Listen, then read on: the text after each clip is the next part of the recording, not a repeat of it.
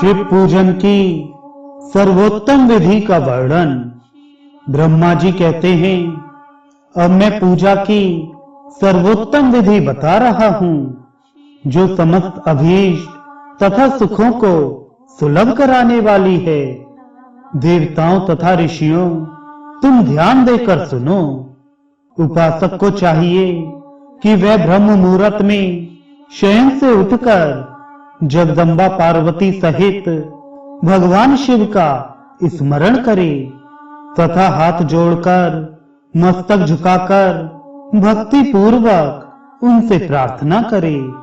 देवेश्वर, उठिए उठिए, मेरे हृदय मंदिर में शयन करने वाले देवता उठिए।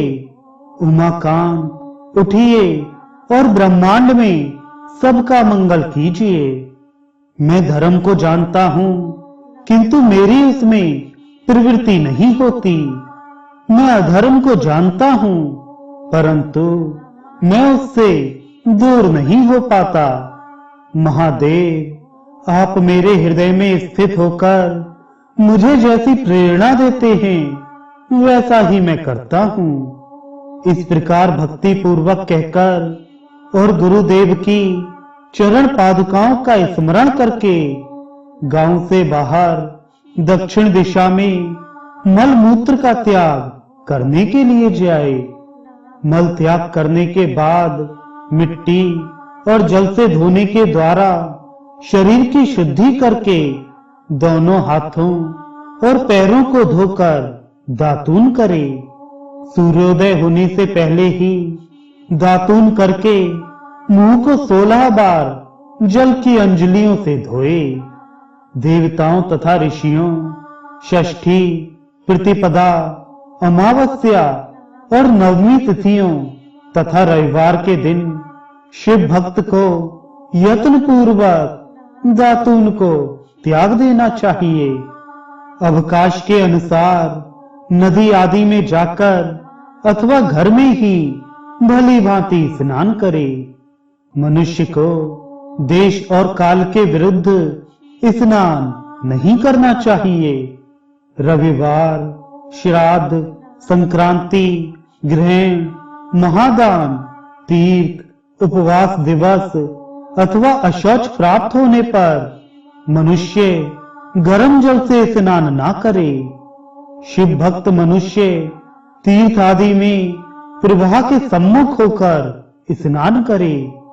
जो नहाने के पहले तेल लगाना चाहे, उसे विहित एवं निषिद्ध दिनों का विचार करके ही तैलाभ्यंग करना चाहिए। जो प्रतिदिन नियम पूर्वक तेल लगाता हो, उसके लिए किसी दिन भी तैलाभ्यंग दूषित नहीं है। अथवा जो तेल इत्र आदि से वासित हो, उसका लगाना किसी दिन भी दूषित नहीं है। सरसों का तेल ग्रहण को छोड़कर दूसरे किसी भी दिन दूषित नहीं होता। इस तरह देश काल का विचार करके ही विधि पूर्वक स्नान करे। स्नान के समय अपने मुख को उत्तर अथवा पूर्व की ओर रखना चाहिए। उच्छिष्ट वस्त्र का उपयोग कभी ना करे। शुद्ध वस्त्र से इष्ट देव के स्मरण पूर्वक स्नान करे। जिस वस्त्र को दूसरे ने धारण किया हो अथवा जो दूसरों के पहनने की वस्तु हो तथा जिसे स्वयं रात में धारण किया गया हो, वह वस्त्र उच्छिष्ट कहलाता है। उससे तभी स्नान किया जा सकता है जब उसे धो लिया गया हो। स्नान के पश्चात देवताओं, ऋषियों तथा पितरों को तृप्ति देने वाला स्नानांग तर्पण करना चाहिए। उसके बाद धुला हुआ वस्त्र पहने और आचमन करे। द्विजोत्तमों, तदंतर गोबर आदि से लीप पोत कर स्वच्छ किए हुए शुद्ध स्थान में जाकर वहां सुंदर आसन की व्यवस्था करे।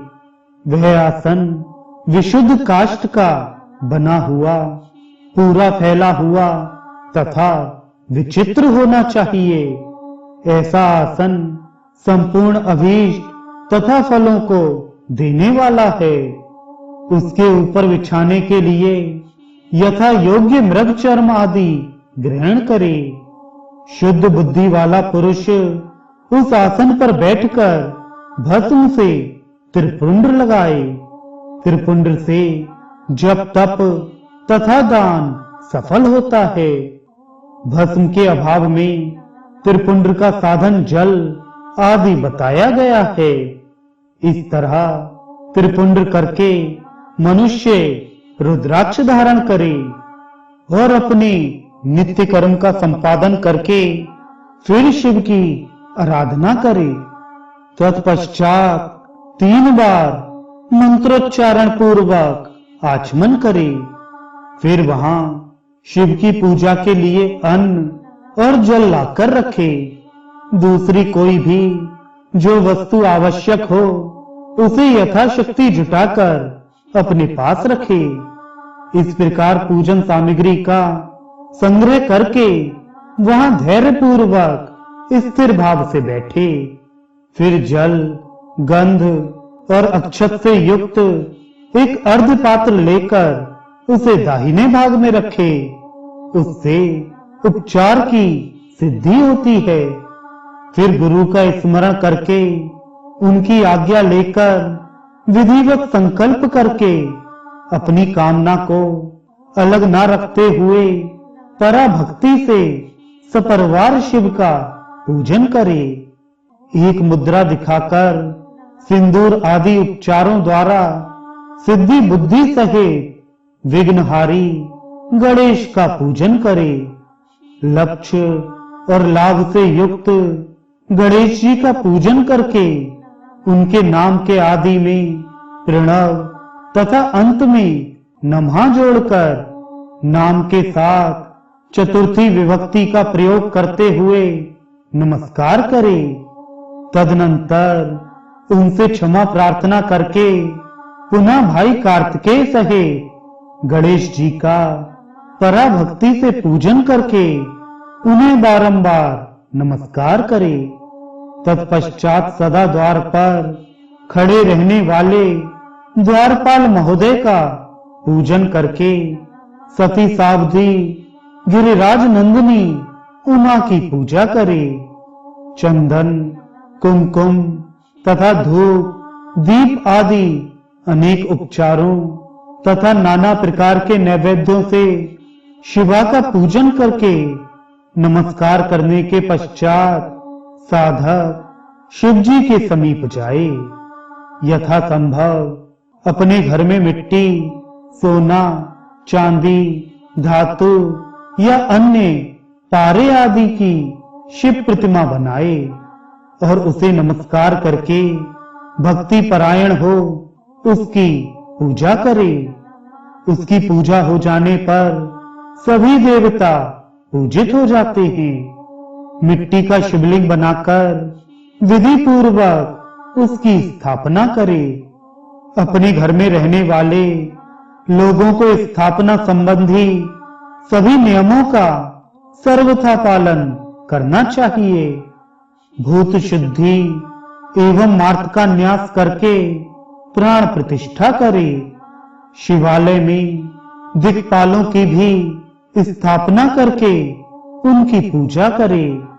घर में सदा मूल मंत्र का प्रयोग करके शिव की पूजा करनी चाहिए।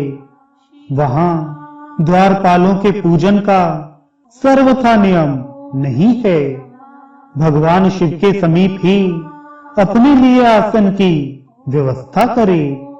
उस समय उत्तराभिमुख बैठकर फिर आचमन करे। उसके बाद दोनों हाथ जोड़कर तब प्राणायाम करे। प्राणायाम काल में मनुष्य को मूल मंत्र की 10 आवृत्तियां करनी चाहिए। हाथों से 5 मुद्राएं दिखाए यह पूजा का आवश्यक अंग है। इन मुद्राओं का प्रदर्शन करके ही मनुष्य पूजा विधि का अनुसरण करे। तदनंतर वहां दीप निवेदन करके गुरु को नमस्कार करे और पद्मासन या भद्रासन बांधकर बैठे अथवा उत्तानासन या पर्यंकासन का आश्रय लेकर सुखपूर्वक बैठे और पुनः पूजन का प्रयोग करे। फिर अर्धपात्र से उत्तम शिवलिंग का प्रक्षालन करे। मन को भगवान शिव से अन्यत्र न ले जाकर पूजा सामग्री को अपने पास रखकर इस प्रकार प्रार्थना करते हुए महादेव जी का आवाहन करे। जो कैलाश के शिखर पर निवास करते हैं, पार्वती देवी के पति हैं, समस्त देवताओं से उत्तम हैं, जिनके स्वरूप का शास्त्रों में यथावत वर्णन किया गया है, जो निर्गुण होते हुए भी गुण रूप हैं, जिनके 5 मुख 10 भुजाएं और प्रत्येक मुखमंडल में 3-3 नेत्र हैं, जिनकी ध्वजा पर वृषभ का चिन्ह अंकित है, अंग कांति कपूर के समान गौर है, जो दिव्य रूपधारी चंद्रमा रूपी मुकुट से सुशोभित तथा सिर पर जटाजूट धारण करने वाले हैं, जो हाथी की खाल पहनते और व्याघ्र चरम ओढ़ते हैं, जिनका स्वरूप शुभ है, जिनके अंगों में वासुकी आदि नाग लिपटे रहते हैं, जो पिनाक आदि आयुध धारण करते हैं, जिनके आगे 8 सिद्धियां निरंतर नृत्य करती रहती हैं, भक्त समुदाय जय जयकार करते हुए जिनकी सेवा में लगे रहते हैं, दुस्सह तेज के कारण जिनकी ओर देखना भी कठिन है, जो देवताओं से सेवे तथा संपूर्ण प्राणियों को शरण देने वाले हैं, जिनका मुखार बिंद प्रसन्नता से खिला हुआ है, वेदों और शास्त्रों ने जिनकी महिमा का यथावत गान किया है, विष्णु और ब्रह्मा भी सदा जिनकी स्तुति करते हैं, तथा जो परमानंद स्वरूप हैं, उन भक्त वत्सल शंभु शिव का मैं आवाहन करता हूं। इस प्रकार सांब शिव का ध्यान करके उनके लिए आसन दें। चतुर्थ्यंत पद से ही क्रमशः सब कुछ अर्पित करें। आसन के पश्चात भगवान शंकर को पाद्य और अर्घ्य दे। फिर परमात्मा शंभु को आचमन कराकर पंचामृत संबंधी द्रव्यों द्वारा प्रसन्नता पूर्वक शंकर को स्नान कराए। वेद मंत्रों अथवा समंत्रक चतुर्थ्यंत नाम पदों का उच्चारण करके भक्ति पूर्वक यथा योग्य समस्त द्रव्य भगवान को अर्पित करे। अभीष्ट द्रव्य को शंकर के ऊपर चढ़ाए। फिर भगवान शिव को वारुण स्नान कराए। स्नान के पश्चात उनके श्री अंगों में सुगंधित चंदन तथा अन्य द्रव्यों का यत्न पूर्वक लेप करे। फिर सुगंधित जल से ही उनके ऊपर जलधारा गिराकर अभिषेक करे। वेद मंत्रों षडंगों अथवा शिव के 11 नामों द्वारा यथावकाश जलधारा चढ़ाकर वस्त्र से शिवलिंग को अच्छी तरह पहुंचे। फिर आचमनार्थ जल दे और वस्त्र समर्पित करे। नाना प्रकार के मंत्रों द्वारा भगवान शिव को तिल, जौ, गेहूं, मूंग और उड़द अर्पित करे। फिर 5 मुख वाले परमात्मा शिव को पुष्प चढ़ाए। प्रत्येक मुख पर ध्यान के अनुसार यथोचित अभिलाषा करके कमल, शतपत्र, शंख पुष्प, कुश पुष्प, धतूर, मंदार, गुमा, तुलसी दल तथा बिल पत्र चढ़ाकर पराभक्ति के साथ भक्त वत्सल भगवान शंकर की विशेष पूजा करे। अन्य सब वस्तुओं का अभाव होने पर शिव को केवल बिल्व पत्र ही अर्पित करे। बिल्व पत्र समर्पित होने से ही शिव की पूजा सफल होती है। तत्पश्चात सुगंधित चूर्ण तथा सुवासित उत्तम तेल, इत्र आदि विविध वस्तुएं बड़े हर्ष के साथ भगवान शिव को अर्पित करे। फिर प्रसन्नता पूर्वक गुग्गुल और अगरू आदि की धूप निवेदन करे। तदनंतर शंकर जी को घी से भरा हुआ दीपक प्रदान करे। इसके बाद इस प्रकार से भक्ति पूर्वक प्रार्थना कर पुनः अर्घ्य दे और भक्ति भाव से वस्त्र द्वारा उनके मुख का मार्जन करे। प्रभु शंकर, आपको नमस्कार है। आप इस अर्घ्य को स्वीकार करके मुझे रूप दीजिए, यश दीजिए, भोग दीजिए तथा भोग और मोक्ष रूपी फल प्रदान कीजिए। इसके बाद भगवान शिव को भांति भांति के उत्तम नैवेद्य अर्पित करे। नैवेद्य के पश्चात प्रेम पूर्वक आचमन कराए। तदनंतर सांगोपांग तांबूल बनाकर शिव को समर्पित करे। फिर 5 बत्ती की आरती बनाकर भगवान को दिखाए। उसकी संख्या इस प्रकार है: पैरों में 4 बार, नाभि मंडल के सामने 2 बार, मुख के समक्ष 1 बार तथा संपूर्ण अंगों में 7 बार आरती दिखाए। तत्पश्चात नाना प्रकार के स्तोत्रों द्वारा प्रेम पूर्वक भगवान वृषभध्वज की स्तुति करे। तदनंतर धीरे धीरे शिव की परिक्रमा करे। परिक्रमा के बाद भक्त पुरुष साष्टांग प्रणाम करे और इस प्रकार प्रार्थना कर पुष्पांजलि दे।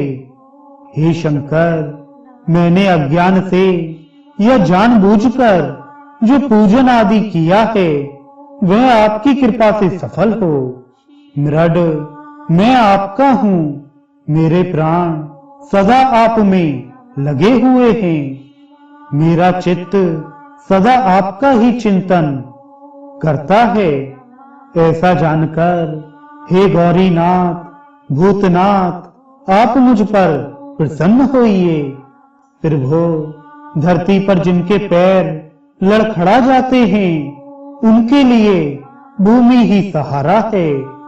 उसी प्रकार जिन्होंने आपके प्रति अपराध किए हैं उनके लिए भी आप ही शरणदाता हैं। इत्यादि रूप से बहुत बहुत प्रार्थना करके उत्तम विधि से पुष्पांजलि अर्पित करने के पश्चात पुनः भगवान को नमस्कार करे। फिर इस प्रकार प्रार्थना कर विसर्जन करना चाहिए। देवेश्वर प्रभु, अब आप परिवार सहित अपने स्थान को पधारें। नाथ, जब पूजा का समय हो तब पुनः आप यहाँ सादर पदार्पण करें। इस प्रकार भक्त वत्सल शंकर की बारंबार प्रार्थना करके उनका विसर्जन करें और उस जल को अपने हृदय में लगाएं तथा मस्तक पर चढ़ाएं। ऋषियों, इस तरह मैंने शिव पूजन की सारी विधि बता दी जो भोग और मोक्ष देने वाली है। अब और क्या सुनना चाहते हो?